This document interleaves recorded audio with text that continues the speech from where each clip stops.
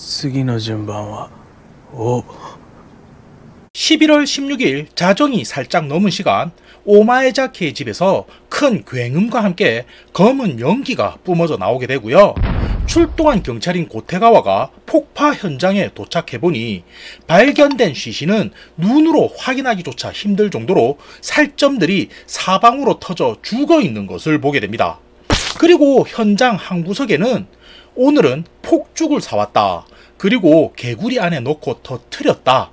개구리는 불꽃놀이처럼 폭발했다 라고 적혀있는 섬뜩한 쪽지를 발견하게 되는데, 현재 50음도 살인사건의 진범인 우도 사유리는 치료 감호소에 수감 중인 상태였기 때문에 경찰들은 지난 사건의 핵심 인물이었던 도마 가쏘를 가장 유력한 용의자로 보고 뒤를 추적하게 되지만, 사건이 발생한 이후 그는 어디에서도 발견되지 않고 흔적 또한 감춰버리게 됩니다.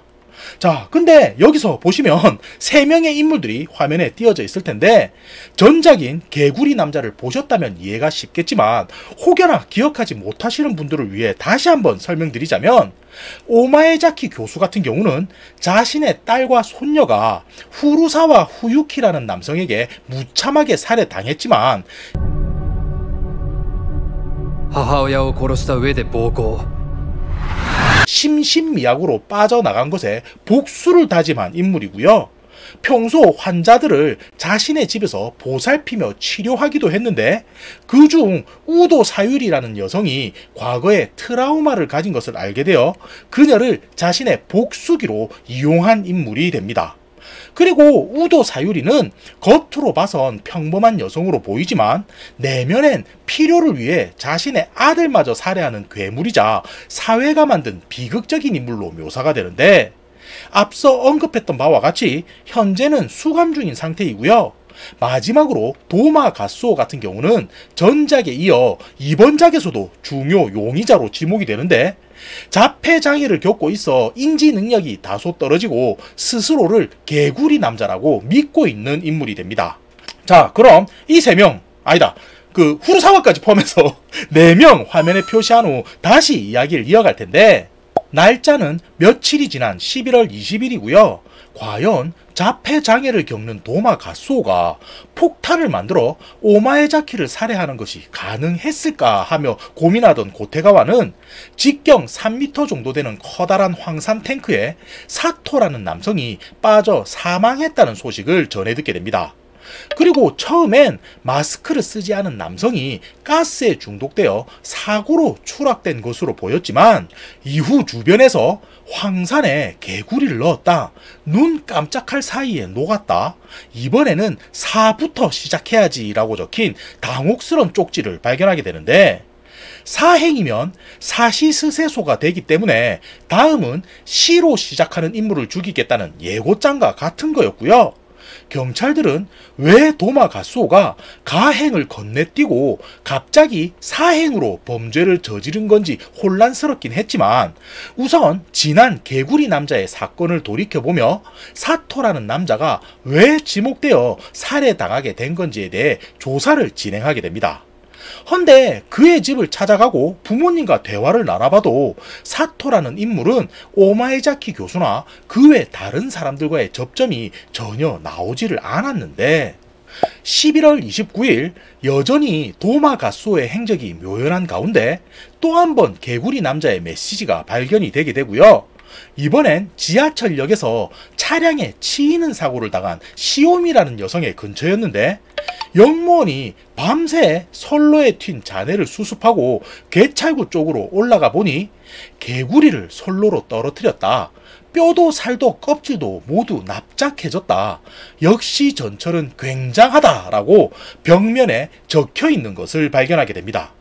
그리고 이 소식을 접한 고테가와는 젠장 어찌 된 거지 하며 서둘러 차를 몰아 출동하게 되는데, 왜냐면 지난 개구리 남자의 사건들은 사이타마 현에 있는 한노, 드라마에서는 이우라라고 나왔었죠.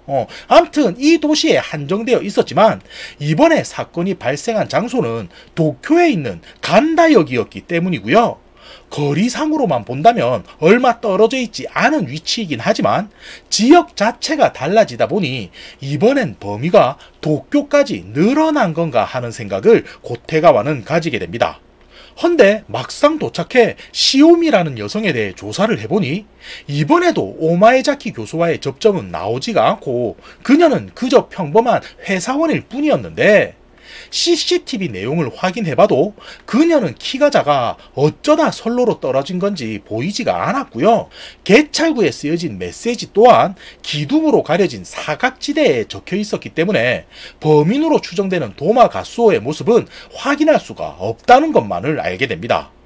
이렇게 되니 고테가와는 다시 한번 도마 가수오가 그렇게 치밀하지는 않을 텐데 하는 생각을 가지게 되는데, 이때 하치우지 의료교도소라는 곳에서 경찰에게 연락을 취해 오고요.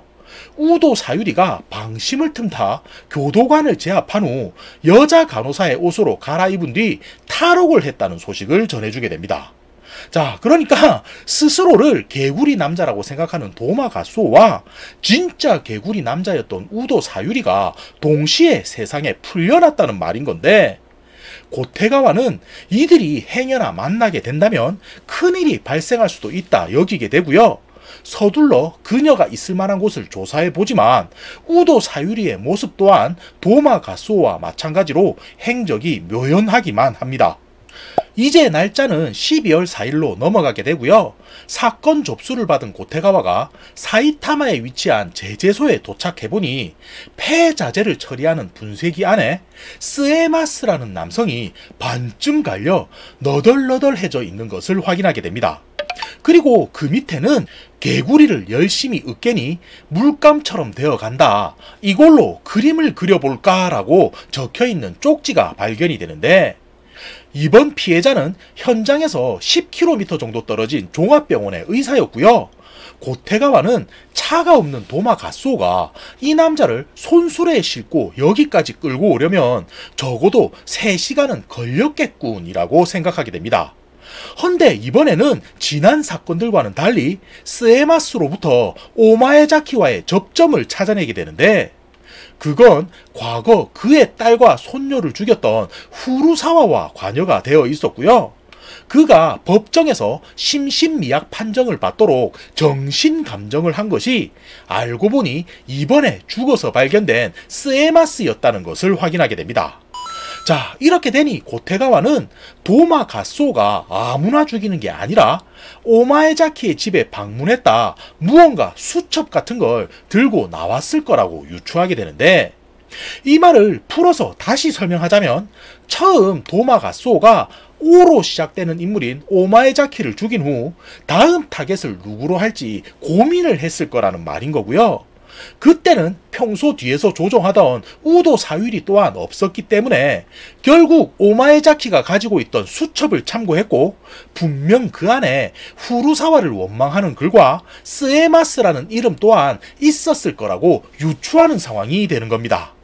그리고 공교롭게도 이 타이밍에 맞춰 4년 전 사건을 일으켰던 후루사와가 가석방된다는 소식이 전해져 오게 되는데, 고테가와는 이때 고민하게 되는 것이 후루사와의 출소와 우도 사유리의 탈옥, 그리고 도마 가수오의 범죄가 과연 우연일까라고 여긴 것이었고요.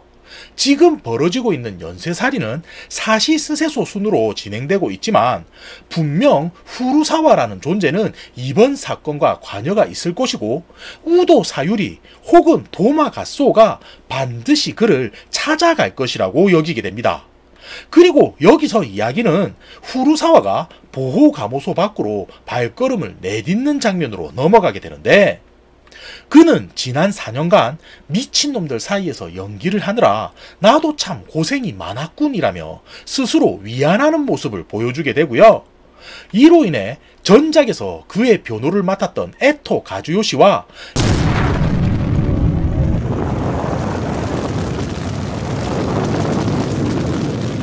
이번에 죽어서 발견된 스에마스가 정상인 후루사와를 심신미약으로 꾸몄다는 걸 알 수가 있습니다.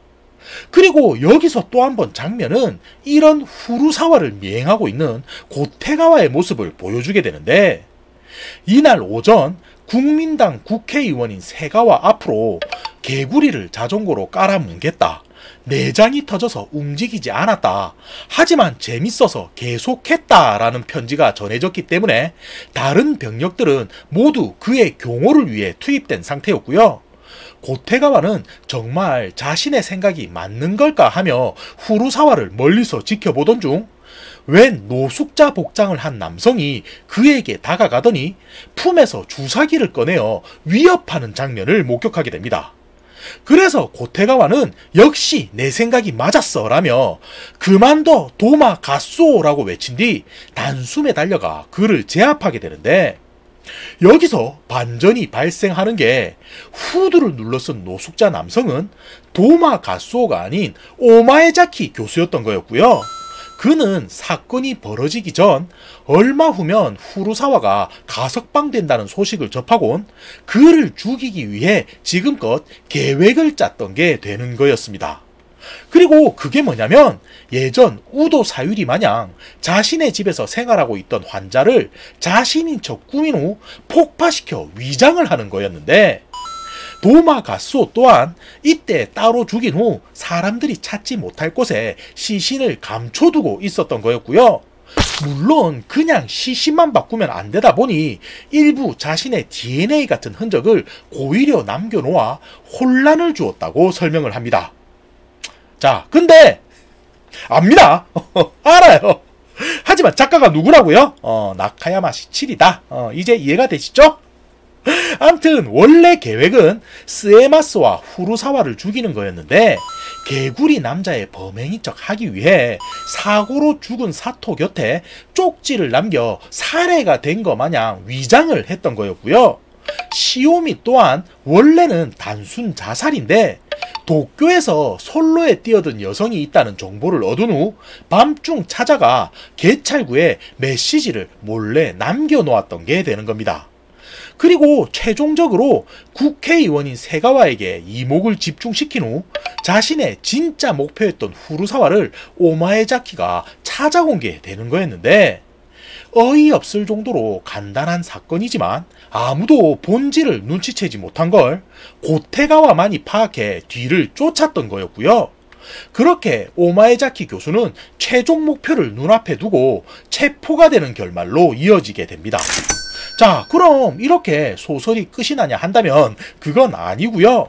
4년 만에 세상에 나온 후 목숨까지 잃을 뻔한 후루사와는 술집에서 연거푸 술을 들이키게 되는데, 한눈에 봐도 연상이긴 하지만 왠지 고혹적인 여성이 유혹하듯 자신에게 다가오게 되고요. 그 여성은 자신을 사유리라고 소개하더니 오늘 밤 너에게 쾌락을 줄 수 있는데 우리 조용한 곳으로 갈까 하며 이야기는 끝이 나게 됩니다. 끝.